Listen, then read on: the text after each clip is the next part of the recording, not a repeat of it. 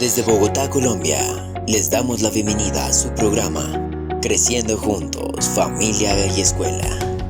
Familia y Escuela es un espacio de participación para reflexionar sobre el cómo construir ambientes escolares y familiares saludables. Por nuestros niños y niñas y sus familias, pensamos en clave de una cultura de paz que se forja desde la concepción misma de cada ser humano y luego desde sus ambientes más cercanos y cruciales, la familia y la escuela. Bienvenidos. Con ustedes, la doctora Ruth Estela Chacón Pinilla.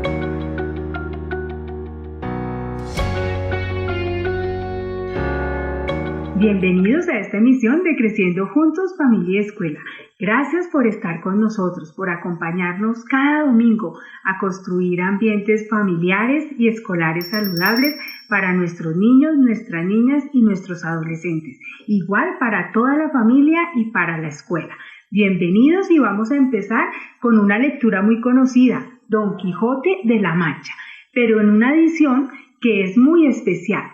Esta edición la hace la editorial Lo que Leo de Colombia en el año 2016 y esta 12ª impresión es del año 2020. Pero la propuesta aquí es que el texto escrito trae algunas anotaciones que le dan aportes al lector, que le proponen actividades y que le aclaran algunos términos de este texto.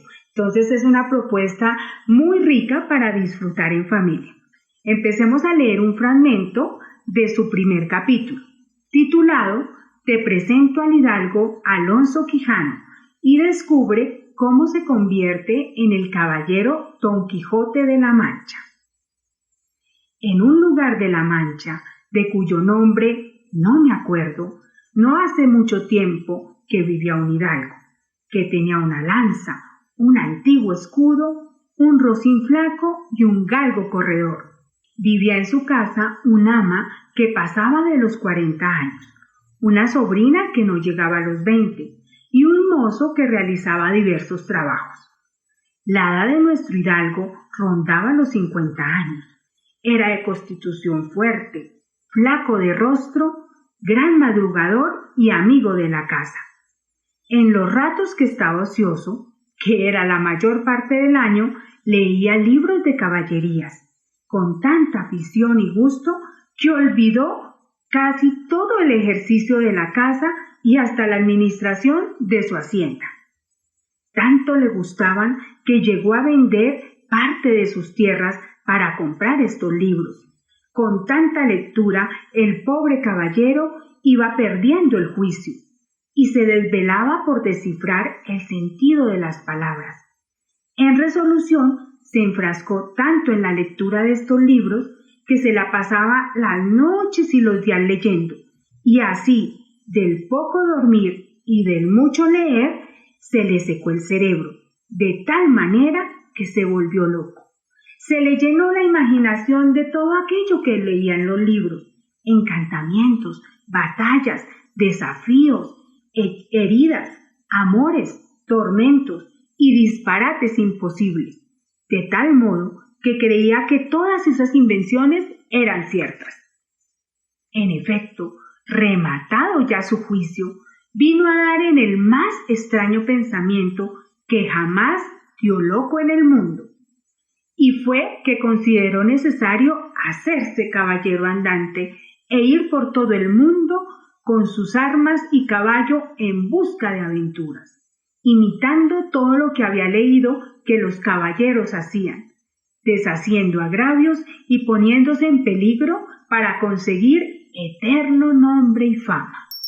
¿Sí? Una rica lectura para compartir en familia, iniciar este año escolar. Muchas gracias por estar acá y bienvenidos a esta entrevista que, como siempre, nos permitirá una conversación para aprender, para disfrutar y para reflexionar.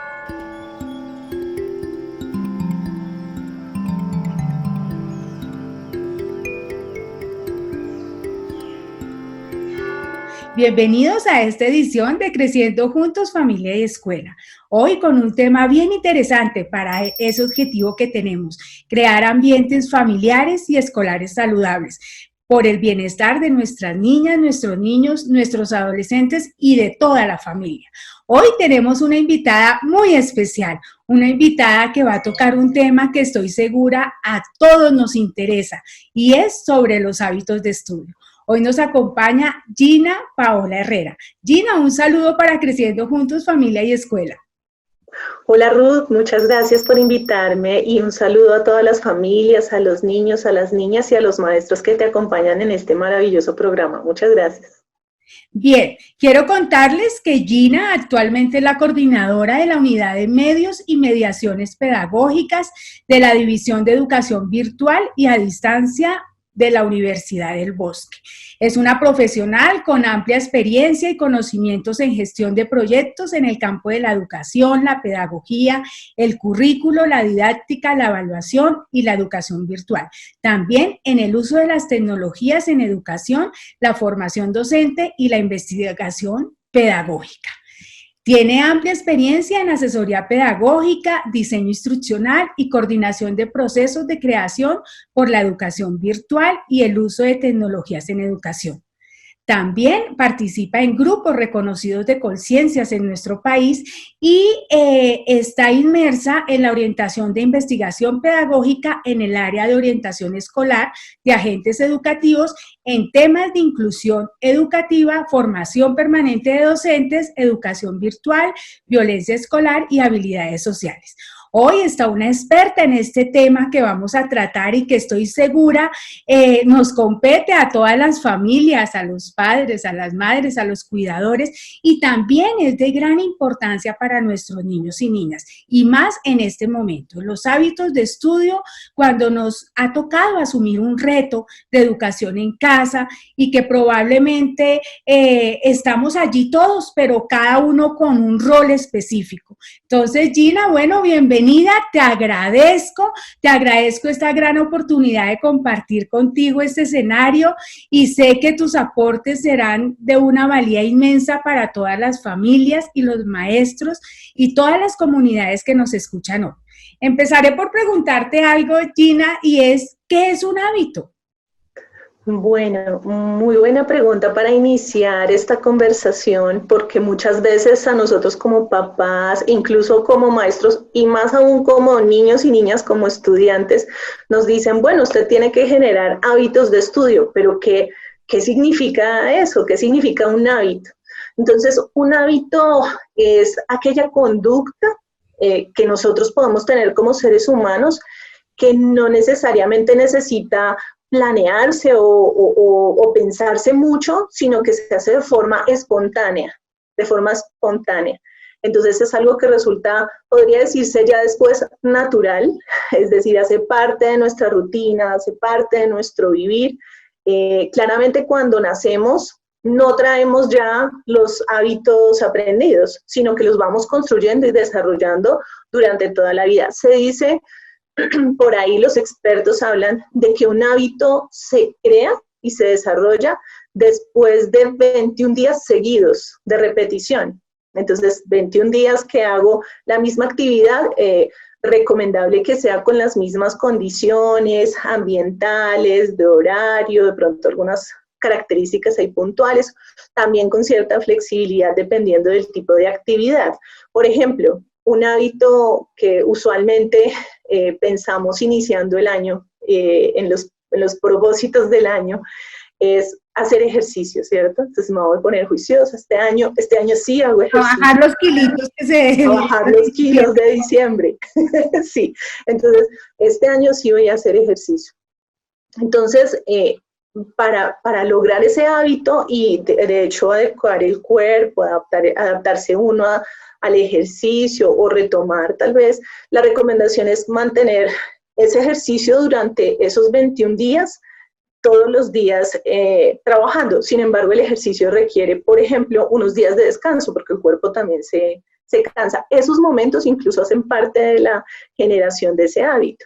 Pero entonces sí, es importante entender que el hábito es aquello que no es natural en nosotros, o sea, no nacemos con eso, sino que lo desarrollamos. También es importante comentar que existen hábitos, pues por supuesto, positivos, que es los que esperamos que desarrollemos, y también negativos.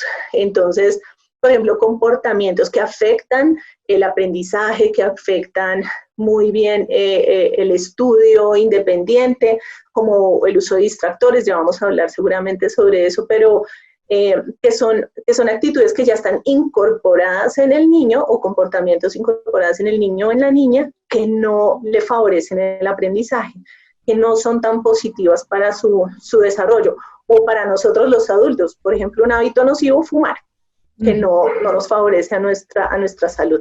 Pero digamos que en términos muy generales, eso es un hábito. Bien, Gina, tú nos has dicho un aspecto que creo que es importante que quede claro acá. El hábito se va formando, el hábito es algo que empezamos a construir, o sea, no llegamos al mundo con hábitos, entonces es una tarea de formación. Uno pensaría que desde bebés, pues los padres son los que empiezan a formar esos hábitos en los niños, entonces que tengamos esa idea clara, o sea, es algo que podemos formar. Y en ese sentido te pregunto, ¿por qué son importantes formar esos hábitos? Hablando de hábitos saludables, por supuesto. Claro, esos hábitos saludables, digamos que si los articulamos directamente con el estudio, pues tienen unos efectos positivos para los estudiantes, para los niños y las niñas, incluso para las familias. Para los niños y las niñas, si desde pequeñitos o en cualquier momento, porque además estos hábitos, cualquier hábito uno lo puede desarrollar en cualquier momento de la vida, solo que cuando somos pequeños es mucho más fácil, es más fácil desarrollarlo, pues es recomendable empezar desde chiquitos. Si no lo tiene, sigamos pues trabajando en ello. Hasta en 11, que vemos que no tenemos, ahí se puede desarrollar en la universidad. Pero entonces, estos hábitos positivos, estos hábitos saludables en términos del aprendizaje y el estudio, al niño, a la niña, al joven, pues le trae unas grandes ventajas. La primera de ellas es que fortalece su capacidad para aprender. Esto tiene que ver con algo que en términos técnicos se llama metacognición, pero para los papás, los niños y las niñas que nos están escuchando, significa saber cómo aprendo e ir mejorando cada vez. Entonces, eso potencia directamente las formas de aprendizaje de los niños y las niñas.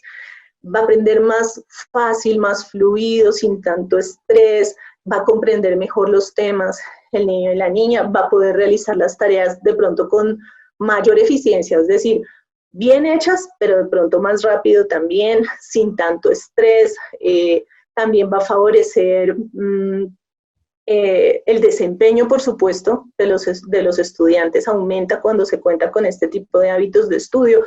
Eso se ve no solo en ese trabajo autónomo, porque siempre asociamos los hábitos de estudio cuando estamos haciendo tareas, estudiando de forma autónoma, pero también cuando estamos en clase poniendo cuidado al profesor o en un trabajo en grupo, que sabemos organizarnos muy bien. Ya pronto hablamos también de esas pautas que pueden favorecer esa organización en estos momentos o en los diferentes momentos, pero pues el estudiante va a tener grandes ventajas para esos escenarios de trabajo y de aprendizaje y de estudio que puede tener.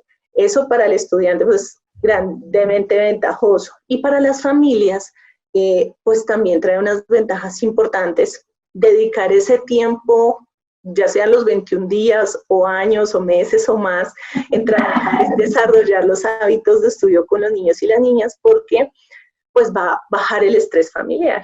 Entonces, sabemos que cuando estamos con los niños, por ahí existen memes incluso de los papás que acompañan las tareas de los niños, que se estresan, que la mamá se estresa, el papá se estresa o el cuidador.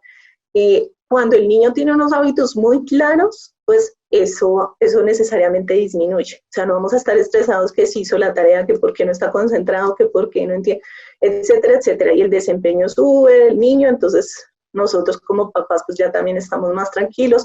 Va generándose un proceso de autonomía también del estudiante. Y para la familia y para el niño también tiene un impacto muy positivo en términos de la confianza que se genera sobre el proceso. Si los niños se sienten confiados sobre su propio proceso, tiene que ver un poco con ese efecto Pigmalión que por ahí se escucha, de convencernos nosotros como adultos que el niño es capaz y el niño se convence de que es capaz. Esa confianza se convierte en motivación y se convierte en mejores procesos para aprender. Entonces, tiene efectos importantísimos. No es un proceso de la noche a la mañana, pero es un proceso que requiere tiempo, pero si se hace, después pues a los niños les digo, te va a quedar tiempo para jugar, entonces te va a quedar tiempo libre, vas a estar más tranquilo. Entonces sirve para todo eso, y a los profesores pues les trae ventajas enormes. Por eso la recomendación puntual de este tema cuando lo trabajo es que se haga un trabajo en equipo, que ya seguro hablaremos de eso más adelante también. Gina, mira que todas estas ideas, bueno, yo concluyo que tener hábitos nos generaría tener felicidad porque tenemos tranquilidad, porque cada uno asume un rol, porque hay un ambiente tranquilo cuando cada uno, digamos, asume sus tareas, los niños, los padres, los cuidadores. Digamos que esos hábitos nos permite tener unos ambientes, por decirlo así, sincronizados, en que hay unos tiempos, unos lugares determinados para cada uno y para sus tareas, ¿cierto? Yo te preguntaría, ¿cómo apropiar esos hábitos, cómo empezarlos a construir y qué es importante tener en cuenta en esos hábitos de estudio ahorita en el inicio? Porque quiero con este programa también darle la bienvenida a todos los estudiantes de la educación pública en Colombia que han iniciado su año escolar.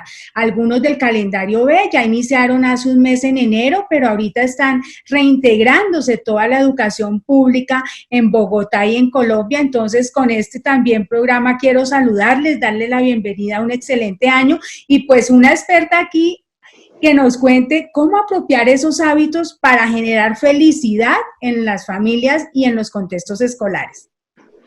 Me encanta esa idea de la felicidad y es pues en busca de lo que todos estamos y cualquier herramienta que sirva a las familias como para tener un proceso tranquilo, sobre todo ahorita que estamos aún en la casa, pues es maravilloso. Por eso este programa creo que siempre brinda esos elementos a las familias y muy bien.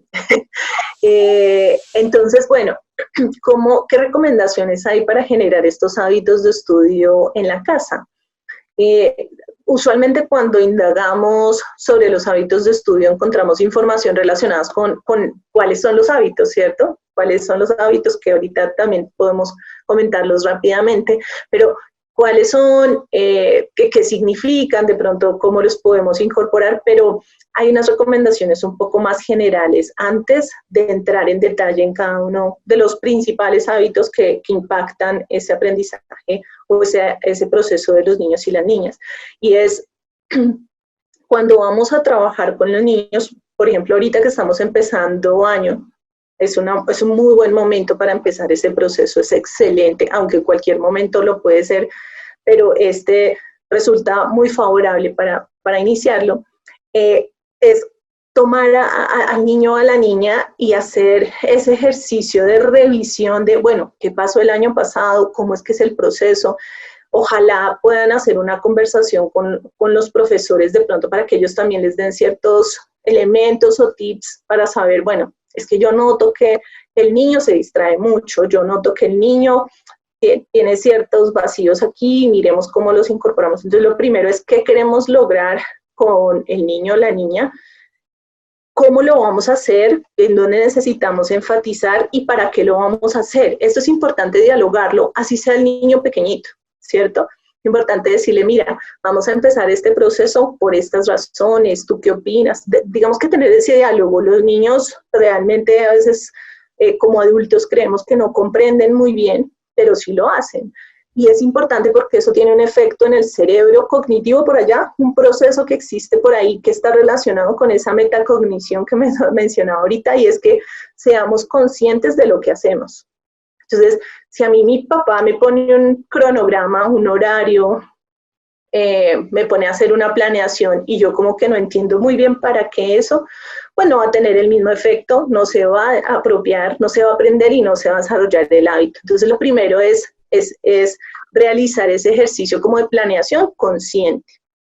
Gina, También, quiero decir allí algo con esto que nos dices de planeación consciente, porque tú dices hay que dialogar con los niños y eso me parece importante, porque los niños deben tener ese papel protagónico también, los debemos escuchar. Siempre digo que los niños nos dan rutas de aprendizaje, no solo para ellos, sino también para nosotros como adultos, ¿cierto? Entonces hay que escucharlos, hay que escuchar también sus expectativas y de pronto sus formas de aprender que no hemos reconocido los adultos. Hablando de este sentido de la planeación que me parece muy importante, la bella idea que tú dices, hay que hablar con los niños, hay que escucharlos y saber cómo se han sentido en ese proceso para así también determinar rutas con ellos. exacto. Exacto, sí, esa es la invitación, porque a veces pensemos en uno de los hábitos que son importantísimos y son clave para el éxito en el estudio. Y es, por ejemplo, el quitar distractores, un buen lugar de estudio donde no haya distracciones, donde no haya, a veces como adultos asumimos que ese lugar para mi hijo o mi hija es el adecuado. Entonces, lo tengo ahí de pronto al lado mío, no sé, con el televisor o fuera de ahí, pero cuando conversamos con el niño podemos validar casi que ese espacio es el adecuado. Entonces el niño puede decir, uy, no, si hablamos con él, es que esta silla me cansa.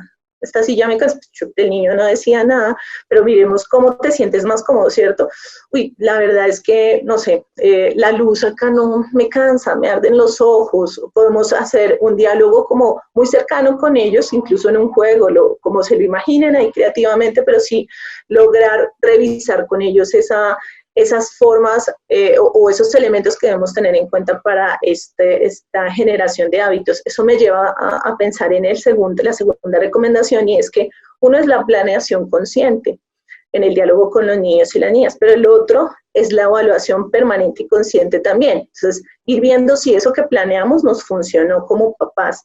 Como papás, yo sé que todo el tiempo estamos mirando formas, a veces es agotador, a veces uno como papá también se cansa, ¿cierto? Uno dice, pero Dios mío, yo he hecho tanto, pero nos toca seguir y nos toca hacer ese ejercicio también consciente como papás, en diálogo con los niños, porque a veces ese agotamiento como papás es porque creemos que nosotros tenemos toda la información para decir cómo es el proceso del niño, y a veces ahí está la respuesta, la tenemos ahí enfrente en esa criaturita chiquita o grande, no importa. Pero sí hacer una evaluación de, bueno, estamos haciendo esto, ¿qué ha pasado? No, es que si yo estoy en mi lugar de estudio, pues tú nunca pasas a mirar cómo yo estoy, o ustedes ponen la música, así yo no tenga música en mi lugar de estudio me distraen. Por ejemplo, sacar el televisor del cuarto. Conozco un caso muy particular de un estudiante que cuando entró a la universidad decidió sacar el televisor del cuarto. Decía, así lo tenga apagado, no puedo tenerlo, no me funciona. Entonces ahí es cuando empieza uno también como papá a traer esa información por parte del hijo, la hija, pero entonces una evaluación permanente, estar allí como mirando qué nos funciona, ser creativos, involucrar precisamente a los niños y a los demás miembros de la familia. También a veces nosotros creamos cosas para los niños, de cierta manera los involucramos, pero los otros integrantes no están involucrados, entonces armamos un lugar de estudio, pero hay un montón de ruido, de pronto el otro hermano, la abuelita, el papá, o los cuidadores que estén allí. Entonces, eso es importante. Y pues la recursividad frente a todas las maneras que se puede realizar esta generación de hábitos, que ya las hablamos así rápidamente también, pero sí recursividad, porque no todo tiene que ser especializado, digamos que comprar un escritorio y una silla de rodachines de gamer, no es necesario. Podemos generar esos ambientes para que el estudiante, nuestro hijo o nuestra hija, pues aprenda de la mejor manera y logre desarrollar esos hábitos. Eso es clave. Y constancia, la constancia y la confianza también en que todo con el niño o la niña va a salir bien. Eso es importante, eso es muy, muy importante. Y la motivación, creo que todo está muy ligado. Entonces, ¿cómo generarlos? Yo creo que de forma general, ese proceso, ser constante, porque ya dijimos, 21 días, los expertos dicen, si en el día 5 usted paró, pues el día 6 ya no es el 6, es el 1, le toca volver a empezar. Entonces, ser muy constantes con eso, Eso es clave. Sabemos que como familias no tenemos mucho tiempo como papás a veces, pero sí dentro de esa jornada, dentro de ese horario que en la semana tenemos tan apretados, saquemos esos minutos específicos para trabajar en el tema y eso va a traer pues ya los efectos que hablamos al inicio y va a ser muy favorable. Tú tocas otro tema que es bien importante, Gina, y es de pronto reconocer que todos los niños y los jóvenes, o sea, todos los seres humanos, no aprendemos de la misma manera. Y entonces esos hábitos también tendrán que ir encaminados a esa forma en que cada uno de nosotros aprendemos. ¿Qué podemos decirles a los papás acerca de eso? Porque tú mencionaste, pues, la constancia es importante, de pronto adecuar el lugar con las necesidades, es ya saber que todos necesitamos ambientes y probablemente específicos. Hay personas que aprenden con música, otros en silencio, otros necesitan un trabajo más individual, otros pueden en esa interacción con otro aprender, pero yo creo que es el reconocimiento a que todos no aprendemos de la misma manera. ¿Cómo trabajar eso con los hábitos de estudio? Es una pregunta muy importante, porque efectivamente cuando oímos hablar de hábitos de estudio, pues hablamos de la organización, de un lugar adecuado, de evitar las distracciones, de pronto de incorporar ciertas maneras para estudiar o para trabajar un tema o para leer, por ejemplo. Pero reconocer cómo aprendemos o la forma en la que aprende cada uno es clave en este proceso. Entonces, en ese primer momento que mencionaba de planeación consciente, la recomendación es que hagamos como esa indagación. Existen diversos materiales que plantean la forma en la que, o las diversas formas en las que las personas aprendemos, pero hay infinidad de postulados o de ideas sobre eso. Pero una que puede servir muchísimo es identificar si mi hijo es auditivo, ¿cierto? Si tiene una forma de aprendizaje auditiva, ¿qué significa? Que yo entiendo más cuando escucho. Entonces, no me sirve mucho ver una presentación o leer el texto, lo debo complementar con una escucha. Por ejemplo, en ese caso, para los estudiantes que son más auditivos, nos sirve mucho una técnica de estudio que es grabar mis notas. Siempre para que el estudiante parafrasee lo que entiende de estudio sobre un tema, pero la grabo y la escucho, eso ayuda a mejorar a la comprensión y a la retención de la información. Pero si yo soy visual, tengo una tendencia más a aprender lo que veo sobre lo que veo. Una recomendación, por ejemplo, es que en el momento del estudio, cuando estoy, no sé, repasando algún tema, haga un esquema de ese tema. Eso me ayuda a que retengo mucho más la información, la comprendo más fácil. Hay otro tipo en esa categorización que se llama kinestésico, pero el kinestésico básicamente dice que yo aprendo con el movimiento, haciendo, con el cuerpo. Entonces la idea es que al momento de estudiar incorporemos momentos de acción. Entonces ese tipo de aprendizaje no puede quedarse estudiando tanto tiempo quieto en el escritorio, porque pierde la atención y no procesa de buena manera la información. Entonces, es importante, digamos que sobre esto ahí podemos hablar otro rato grande, pero la recomendación es buscar. Existen algunas ideas en internet que pueden darles idea, no es profesional, no es un diagnóstico, pero les puede dar idea de cuál es la tendencia de su hijo y poder incorporar de pronto esas recomendaciones. Entonces, seamos creativos, pues si mi hijo es auditivo, ¿qué puedo hacer para que desde aquí le entre la información complementando? Eso no quiere decir que si soy auditivo quito lo visual, no, se complementa, pero se privilegia ese tipo de trabajo. Entonces, en hábitos de estudio también, reconocer si es auditivo, si es visual o si es kinestésico, me ayuda, por ejemplo, a pensar la planeación del día, el horario del día, tener espacios más largos de descanso, o cuando tengo los espacios de descanso me mueva si soy kinestésico. Por ejemplo, en el lugar de estudio, que es tener un lugar organizado, pues si es visual, cero póster, muñecos, carritos en el escritorio. Pegatinas, afiches. nada, se nos va a distraer, los periodos de atención son más cortos. Y si es auditivo, si tiene esa tendencia auditiva, procurar que la casa esté en silencio, ¿sí? Conocemos estudiantes que a veces como que el ruido no les permite. Yo conocí también a un estudiante universitario que de medicina estudiaba pues, hace mucho tiempo, y él no podía escuchar un ruido chiquito porque se distraía. Entonces él tenía que tener la casa en silencio, y es una forma de estudiar. Hay otros que hasta dicen, eso hay que revisarlo. Hay estudiantes que dicen, no, yo sí puedo estudiar con música. Hay que revisarlo porque la música El tipo de genera música, ¿no? distracción. ¿Qué tipo de música? Sí, sí, exacto.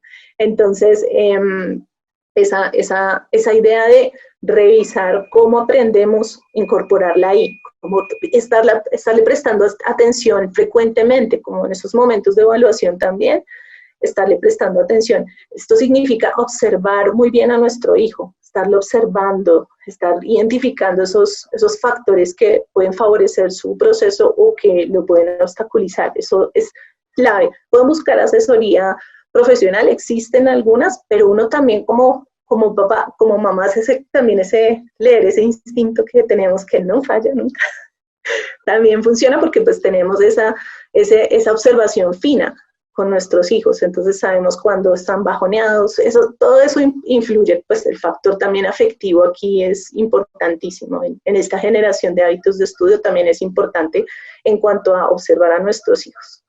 Esto me gusta, Gina, esto me gusta porque que miremos que no es que otros los observen, que el maestro me diga que mi hijo se distrae por esto, que le gusta eso, sino también como papás dedicarnos a observar a nuestros hijos y observarlos para marcar de pronto unas pautas y unas directrices de beneficio para toda la familia. Hay algo que yo he leído en algunos documentos y en entrevistas que se te han hecho en otros lugares, que tú hablas sobre las dudas. Cuando nuestros hijos tienen dudas frente al estudio, tú has dicho cosas importantes y yo quisiera que nos las comentaras aquí frente a las dudas y más adelante te hago una pregunta frente también a esos espacios, en esos hábitos de estudio particulares con los hobbies de cada uno que también creo que es importante retomarlo. Entonces, Sí, sobre las dudas, Gina. vale, sí, digamos que cuando hablo de hábitos de estudio para los estudiantes, siempre me gusta incorporar otros elementos a esos que ya conocemos como convencionales. Uno de esos es, la recomendación es no quedarse con ninguna inquietud, es decir, buscar respuesta a esas inquietudes o a palabras que no conocemos o a un término que no logramos comprender, de pronto una fórmula en matemáticas que no logramos resolver. La idea siempre es buscar, ya sea con mi familia, con mis cuidadores, en internet o con mi profesor, buscar resolver siempre esas inquietudes que pueden salir al momento de estudiar. Y como papás, la idea es motivar a que esa situación ocurra. O sea, siempre los procesos de enseñanza y de aprendizaje están muy centrados en lo que retengo, ¿cierto? En lo que retengo, pero ¿qué entendiste?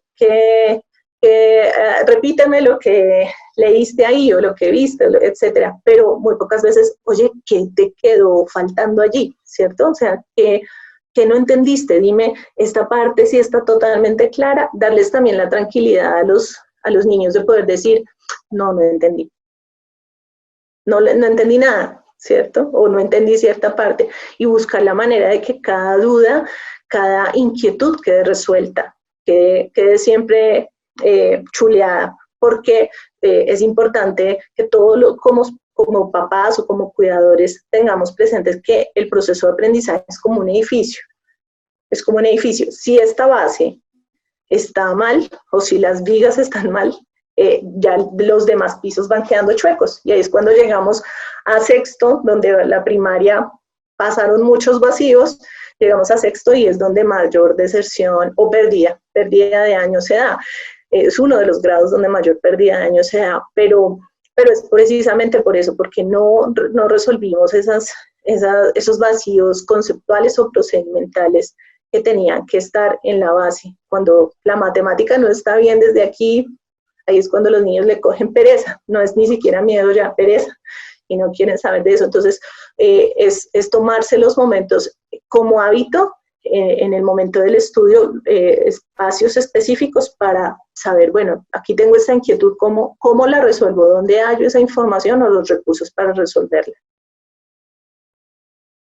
Hay algo, Gina, que te decía y es, bueno, quiero antes de pasar a la pregunta que te hacía de los hobbies, también cerrar aquí con la relación entre hábitos de estudio y las técnicas que empleamos. Digamos que tú ya nos diste unas luces digamos, esas formas de aprender de cada uno, ¿no? Si somos kinestésicos, si somos auditivos, ¿cierto?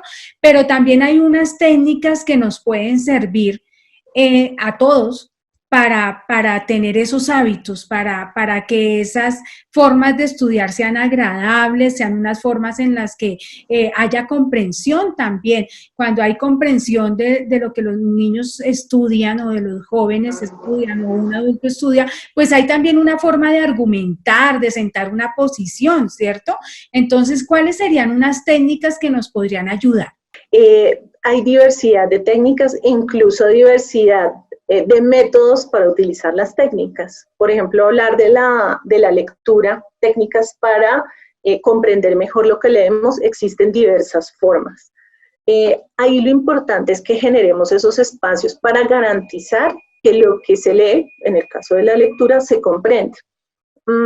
Hay técnicas muy específicas para la lectura que pues es la base también, una de las bases del estudio, y es generar esos momentos de lectura, digamos que general, de lectura un poco más comprensiva, anotación precisamente de esas ideas clave que son principales o de conceptos clave, generar incluso, es muy importante, algunos indicadores o algunas convenciones para señalar, por ejemplo, las ideas con un color, las fechas con otro color, si hablamos de resaltadores o incluso hay personas que utilizan iconos para señalarlo. Otros momentos donde podemos resaltar las dudas que tenemos y poder resolverlas, y un momento de pronto final o casi final en donde parafraseamos eso que leemos. Entonces, ¿por qué pongo este ejemplo de esta técnica básica de lectura comprensiva? Y es que muchas veces creemos que como papás o como estudiantes, que leer se logra para comprender una sola vez. Entonces, no, requiere más tiempo, requiere otros momentos donde no solo pasamos los ojos por ese texto, sino que requiere incorporar otros elementos. Hay diversidad de técnicas, pueden buscar la que mejor se acomode y también ensayar diversas técnicas. Lo importante es que en ese hábito y de pronto en esa relación con los hábitos se generen estos momentos específicos donde pues podemos resolver las dudas, donde podemos sacar esa información principal y poderla traducir en nuestras palabras para poder tener mayor información. Hay una técnica que también sirve muchísimo y es, pues hablando del parafraseo, o sea, de poner en mis palabras lo que entendí, y es que el estudiante cuente con, como por sus propias fichas de anotaciones. Por ejemplo, usar un blog especial de notas para poner no solo el cuaderno de la materia, sino un blog donde yo puedo poner lo que entendí de este tema, qué entendí de este tema. Funciona también para algunos el uso del tablero, con diferentes colores de marcadores. Eso ayuda muchísimo a la retención. Incluso hay estudiantes que usan post-its, y entonces ahí ponen esas anotaciones. Eso ayuda muchísimo también a la retención porque la estoy escribiendo yo. O otra técnica, dependiendo de la forma en la que aprenden los estudiantes, es la verbalización. Entonces, eso que comprendí, ¿cómo lo cuento? Entonces, ven, me cuentas lo que entendiste de este tema. Ahora tú vas a ser el profesor, me vas a enseñar sobre este tema, explicarlo. Enseñar a otros, de hecho, es una de las mejores maneras de aprender. Entonces, si se puede con los niños más pequeños incorporarlo como en el juego, resulta muy poderoso. Entonces, hay diversas técnicas. Lo importante es, digamos que indagar cuáles se acomodan a nuestras condiciones, que no requiera como la inscripción en algún lado, la compra de unos libros de texto especializados. Hay mucha información en Internet que nos permite ser recursivos. Técnicas para aprender las tablas de multiplicar, técnicas para aprender a leer y a escribir, que son como muy lúdicas y creativas y que los niños aprenden sin darse cuenta. Como papás, eso es importante que lo incorporemos porque, digamos que complementa mucho lo que los profesores pueden hacer y también ese diálogo con el profe es importante en ese sentido. Gina, hay algo que a mí me llama la atención y es eso de los hobbies. Tú hablabas en alguna charla que escuchaba acerca de los hobbies, también de que dentro de esos hábitos que tengamos, incluyamos un momento para lo que me gusta, la música, el deporte. Háblanos de eso. Sí, Ruth, eso es importantísimo en la generación de los hábitos para aprender mejor y está relacionado con la rutina. Digamos que la idea aquí que yo planteo no necesariamente es que los niños ahora se convierten en unos robots que siguen un horario como si fuera pues una fábrica, la casa o la escuela, no necesariamente, pero sí la generación de rutinas. Por ejemplo, cuando inició la pandemia y todo el tema de la cuarentena, la recomendación era, si el niño se levantaba a tal hora, pues, o promediar allí el inicio de las labores a esa misma hora, que se mantenga esa rutina, no tener al niño como que lo levanto, entré a clase, después mira cómo se baña o cómo desayuna mientras toma la clase. No, es una rutina muy importante. Entonces, dentro de esa rutina diaria, que también se convierte en una rutina semanal, incluso en una rutina mensual o anual, hay un lugar muy especial para las pausas. Las pausas también son importantes porque permiten que el cerebro se tome oxígeno, se recargue, darle permiso como para que procese todo lo que ya pasó y cuando somos más pequeños pues necesitamos obligatoriamente esos tiempos, incluso grandes, lo necesitamos. Pero entonces en esas pausas lo que yo recomiendo es que diarias es que se le dé un espacio al niño para tomar algo, para jugar, hacer algo también que le interesa al niño o a la niña. Puede ser durante el estudio, que son periodos más cortos, o al final de la jornada. También dedicar esos espacios a esos gustos, no sé, la música, el juego. El espacio para jugar es importantísimo. Y pues que se logre como motivar esos intereses de los niños también es clave. Durante la semana también y durante el mes, que tengan esos espacios, no todo tiene que estar ahí pegado al computador porque no va a tener o al documento, a los libros, porque el niño no va a tener el mismo proceso cognitivo. Hay que dar esos momentos allí. Cuando publicaron una de las charlas que di al respecto en los comentarios en YouTube, me llamó muchísimo la atención varios comentarios que los niños pusieron. Uno de esos comentarios precisamente era un niño que decía, aquí dice que hay tiempo para jugar, pero a mí no me dan tiempo. A mí no me dan tiempo. Otro por allí, como para ponerlo a la nota, era, mi papá trabaja todo el día, a mí nadie me acompaña en las tareas, por ejemplo.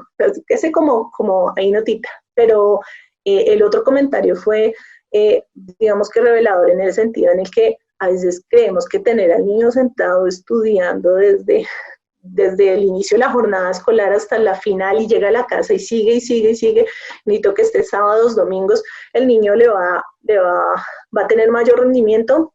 Puede que no necesariamente sea así. Es necesario darle esos espacios para compartir con otros, para socializar, de pronto esa búsqueda de espacios para esos hobbies o esos intereses que van explorando los niños desde la infancia, ayuda también a generar ciertos talentos en el deporte, en la música o en otros escenarios.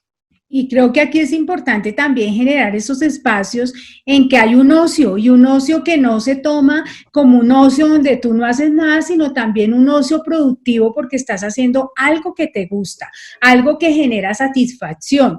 Y ahí en esos eventos de satisfacción también el cerebro se emociona, y entonces cuando estamos emocionados aprendemos mejor, ¿cierto? El cerebro emocionado aprende mejor. Gina, tú como coordinadora de la División de Educación educación virtual y a distancia, con todo esto que nos ha retado pues la vida en este momento, danos unos tipsitos, unos pequeños tips para terminar acerca de el uso de las pantallas, los tiempos de las pantallas con los niños, los materiales, todo esto que tú nos puedas aportar hoy y que sé que va a ser de gran valor. Vale, esa es una muy buena pregunta porque digamos que ahorita en la pandemia hemos utilizado la tecnología como nunca antes para las diversas actividades que realizamos y para aprender.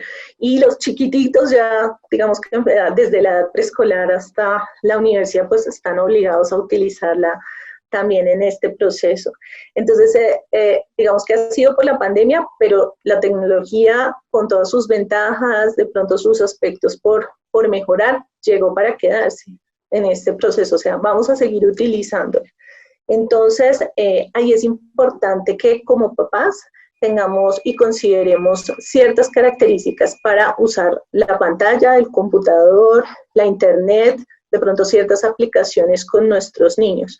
La primera es considerar la edad de nuestros hijos para el uso de ciertos elementos particulares. Entonces, pues el uso de la pantalla para los pequeñitos, los niños en edad inicial de desarrollo, pues se recomienda es que sea con menor tiempo y combinarla con otras actividades físicas, porque si bien hay un montón de aplicaciones digitales que favorecen el desarrollo cognitivo de los niños, eso es innegable, y hay que sacarle provecho, pero también necesitamos esos espacios para que esos niños, digamos que, o los bebés o los de edad preescolar, en educación inicial, tengan espacios para el movimiento, el juego, la socialización con otros y el espacio con la familia. Esto pues es importante en esta edad, pero sigue teniendo un lugar clave en el desarrollo de las personas.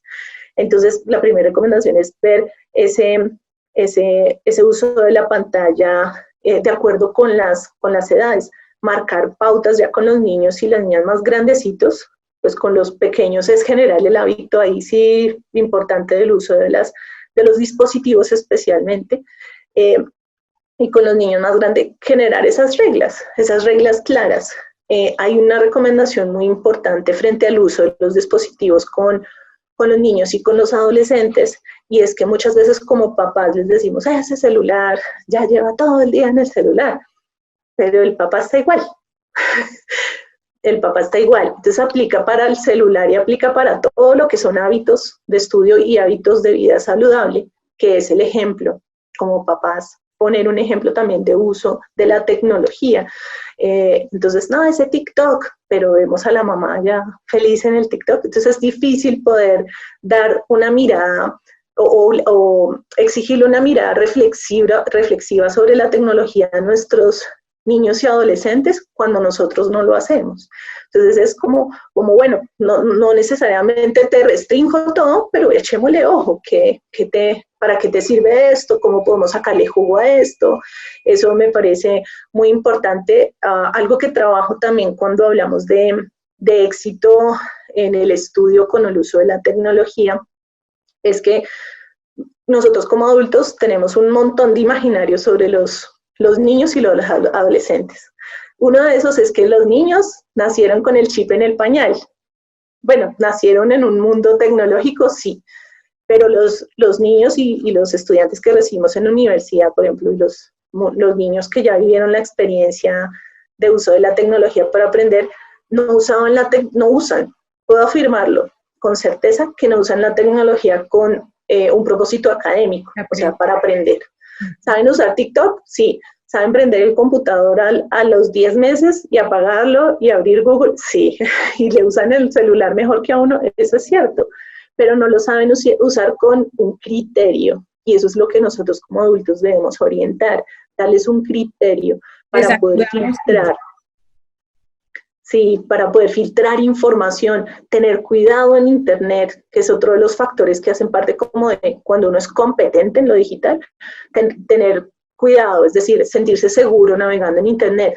Desde pequeños y desde el inicio de uso de la tecnología, como papás, tenemos la responsabilidad de andar pendientes de lo que ocurre en ese uso de la Internet con nuestros hijos. Entonces, con toda tranquilidad, pues mi recomendación es que se hable con ellos de que los papás pues están pendientes, están mirando, están revisando, que sea un acuerdo, que no lo sientan como una invasión a la privacidad, pero sí que los papás pues están revisando constantemente. Eso es una recomendación porque los niños no tienen criterio para usar la tecnología, es decir, la saben usar técnicamente, pero debemos estar ahí pendientes e irles generando ese criterio para que ellos vayan cada vez siendo más autónomos en elegir aquello que les sirve, lo que no, o lo que no es seguro para ellos. Entonces eso me parece importantísimo. Y para lo académico, clave que les enseñemos a utilizar todo el montón de herramientas que existen para construir conocimiento. Ahí hay muchas cosas que les sirven a los estudiantes para planear su día a día, su semana, para presentar las tareas, para escribir, para buscar información.